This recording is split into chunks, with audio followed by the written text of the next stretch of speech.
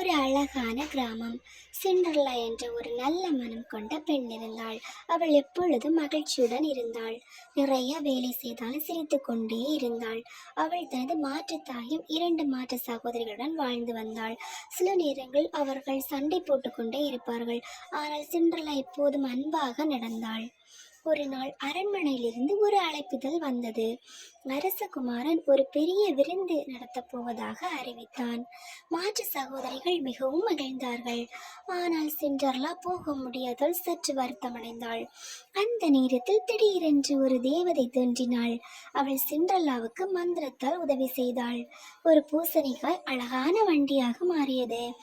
எலிகள் குதிரைகளாக மாறின. சிண்ட்ரெல்லா அழகான உடை அணிந்தாள். நள்ளிரவு முன் வீட்டிற்கு திரும்ப வேண்டும் என்று தேவதை சொன்னாள். அரண்மனையில் சிண்ட்ரெல்லா அரசகுமாரனுடன் நடமாடினாள். இருவரும் மிகவும் மகிழ்ந்தார்கள். திடீரென்று மணி நள்ளிரவு அடித்தது. சிண்ட்ரெல்லா வேகமாக ஓடினாள். ஒரு கண்ணாடி செருப்பு அங்கே விழுந்தது. அரசகுமாரன் அந்த செருப்பின் உரிமையாளரை தேடி எல்லா வீடுகளுக்கும் சென்றான். இறுதியில் அந்த செருப்பு சிண்ட்ரெல்லாவுக்கு சரியாக பொருந்தியது. அரசகுமாரனும் சிண்ட்ரெல்லாவும் மகிழ்ச்சியுடன் வாழ்ந்தார்கள். நல்ல மனமும் பொறுமையும் எப்போதும் நல்ல முடிவே தரும். தேங்க்யூ ஃபார் வாட்சிங்.